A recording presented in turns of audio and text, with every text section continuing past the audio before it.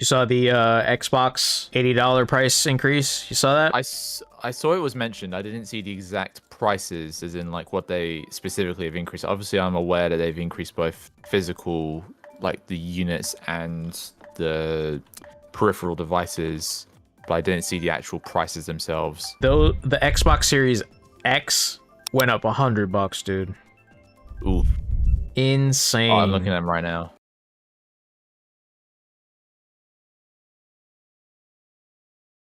I mean, again, that's just a situation of there's a lot of factors that have gone into like why they've decided to do that. Yep.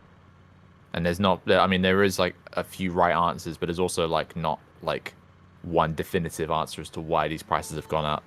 People can speculate, oh, it's because Nintendo's done it. Oh, people can speculate, oh, it's because of inflation. I mean, it could be because of a combination of all of these, to be fair. Yep. But you know, it is what it is. I think it's a generational situation of prices are higher, but wages are the same, so it makes it seem like they're more expensive. Yeah, at first it's just gonna be, oh my goodness. Like, I don't even know how they just sell any Xbox Series X's now. I really don't know how. I mean, to be fair though, in terms of like with Xbox, with Microsoft, at least, what do you call it? Not that they fail with their hardware side of things, but if they fail's the wrong word, but if they don't succeed up to the margins that they sort of like want in the next couple years, then I can see them, as they've mentioned previously, like they go full like just software based with Game Pass and all of that. Yeah. And just keep it all PC based, because like that is quite doable, and then Xbox becomes a competitive market fully against like platforms like Steam and Epic Games Launcher. That's what I'm thinking of. Even that's not even like that. Yeah, but I mean, most of them would be competing with Steam anyways, and Steam's got like the PC market like down pat anyways. Yeah, I was gonna say Blue has I'm glad the last Xbox I have is the 360. Xbox has no exclusives at all, so there's no point in getting one if they don't release their own IPs that they currently own.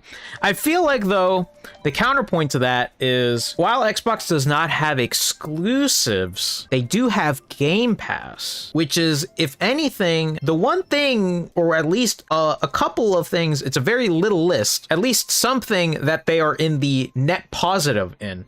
Because Game Pass is like really good for a lot of people right now. I can't see like people saying like, oh, there's like no exclusives on the Xbox thing, but think about it. Game Pass is like absolutely popping off, and almost all of these games that are coming out on Xbox anyway, or Xbox Game Pass, or, you know, they're all coming out almost day one, almost every single one of them, which means you don't have to pay full price for a game like almost every single time, almost, you know? Like, and another thing you have to factor in as well is the fact that even if they don't have exclusives, they have quite a lot of like development teams and companies within themselves anyways. So if they don't, like, even if the games sell outside of Xbox, they still get the revenue share because of the fact that if the games do well, then it's well for Xbox as well. Like, yeah.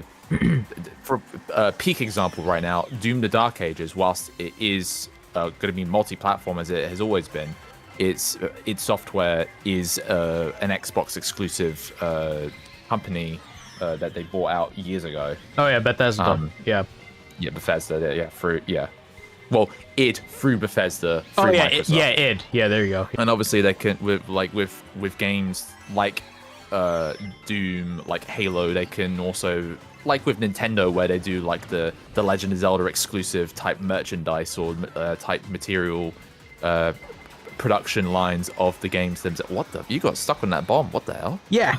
Why did that happen? And I literally was like, wait. I'm like, wait a second. That's not supposed to be happening. How come it did not explode? No, but so my point being is that like they whilst they have their IP and while they have branching out to other platforms, they also have like they can also dedicate exclusive releases. So like the exclusive Xbox Series X Doom: The Dark Ages version console plus controller bundle. And then that, whilst not many people will get the console itself because they may already have it, that for new people who do not have an Xbox, that's still an entry line into getting it if they are big into Doom, and they haven't exactly gotten an Xbox Series X yet. So it's a lot of like they're playing a lot of bases, and obviously most of them might not be like as apparently obvious in their success. But at the end of the day, Xbox is owned by Microsoft, and Microsoft is like one of the biggest computing companies anyway on the planet. So if they take a loss, they take a loss, and you know they can afford it. It's like Apple with Apple TV. Apple TV can afford a loss to produce shows like Severance and like Ted Lasso, and they'll still put money into it anyways. And the same with like Nintendo as well. Nintendo had a loss for years with the Wii U, but they still put out like game after game, and like really big like namestate IPs, well not IPs, but like actually yeah IPs like Splatoon. Fucking that came out at like the generational trauma of the Wii U in terms of like the low profit yields that they had. I'm trying to see how much. Oh my god, I am trying to see how much how many units sold of the Xbox Series X. I'm trying to figure that out. I can look it up right now. I'm very curious, like very curious, because I just feel like I don't know. I'm really curious as to how they're going to figure out the next generation. I know it's like, it feels like it's too early to talk about the next generation of consoles, but it's inevitable. Wikipedia probably has the combined big number. I'm just trying to see, like... Wikipedia says 28.3 million. 28.3 million. What about PS5? PS5 on Wikipedia is stated to have sold 74.9 million. Wow! Holy shit! Just underneath the 3DS by 1 million. Holy shit! Wait, damn! And in comparison as well, the Nintendo Switch has sold 150 million, 0.86 million units since 2017, and that's combining Switch OLED and Switch Lite units. Yeah, no, comparatively within this generation, the Xbox Series X and S has sold the least, and it's by a large margin. And with these prices going up, oh my god, it's gonna be so difficult for them. Which is why, like, I'm really curious, chat. I'm really curious as to how they're gonna do the next generation. I mean, there's absolutely no way. There's no way that they're not thinking about the next generation of their home console, which is why I'm like very curious, because if you have only about over 28 million units sold of your Xbox Series X and S, is that it too? It's both, yeah. Oh, it's both? Yeah, so Wikipedia notes like the lifetime sales of all of them. So you know how with like Nintendo Switch it notes down like the combined collective of all of their like differing versions.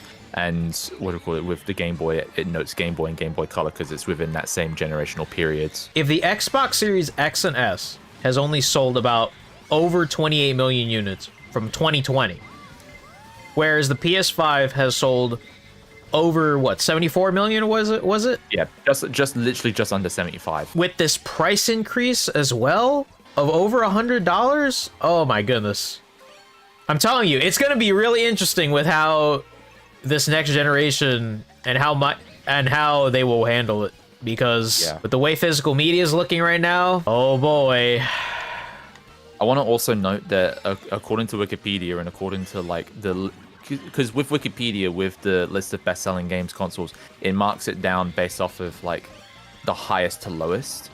Xbox Series X is literally just above the original Xbox, as the original Xbox sold 24 million units in its lifetime. So the Xbox Series X and S is only doing slightly better by about 4 million units compared to the original console. I'm sure that folks who have the Xbox Series X and S, I'm sure they're happy with their console. It's just that, like, when you think about it from that perspective and how it only has sold 28 million units. Like, I know 28 million units sounds like a lot, but when you compare it to the PS5 with 74, damn. I guess, I don't know.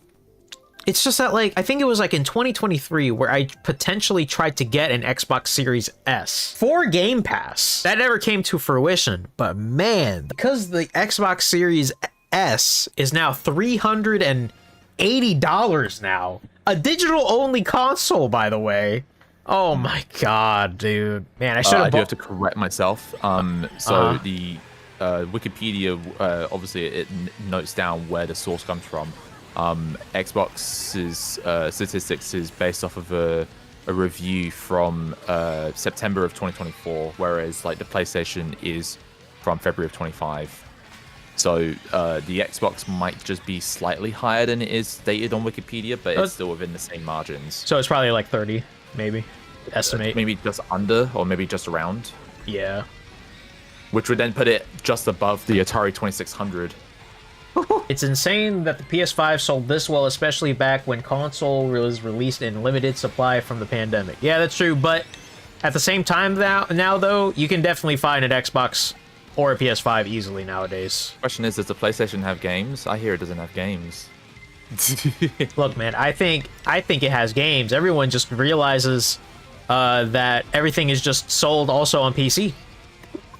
So when I bought my PS5, one driving force was that, and I guess you can definitely think of it for both, is I thought of my PS5 as not only a game system, but also an entertainment system. AKA, I can go ahead and put on fucking YouTube if I wanted to. Same thing if I wanted to put on like Netflix or something like that. And then of course physical editions for potential collector's editions. For like personally speaking, Persona 3. I bought the collector's edition physical for PS5, so that was also another thing, I guess. But man, I love that back in the day when Xbox released the Xbox One, they had basically the opposite effect, in which they didn't really have much to offer in terms of, I would say they didn't have much to offer in terms of games, but the way that their UI and whole system was designed was more so that it was basically like a games console slash Windows 8 system, and it basically was more of an entertainment system rather than a game system, just from like a cursory look. Because I remember I have a fucking Xbox One, and I remember it looking like you like, where's the games? How do you find, like, not where's, like, how do you find the games, but like it didn't seem like, if you were to compare it to like the PlayStations and Nintendo consoles, it was quite stark of a contrast back then. And obviously they I remember they changed up the actual UI later on, years down the line up, but that was like after the damage was already done to their reputation, but the presentation, and obviously after people realized that Windows 8 does suck. Yep. I'm glad that we live in a generation where we have Windows 10 now. Yeah, I miss Windows 10. Oh, you're on 11? I'm on 11, yeah. My computer is not compatible for 11. Oh, that is hilarious. Wow. Yeah. I thought it would be, but it's not.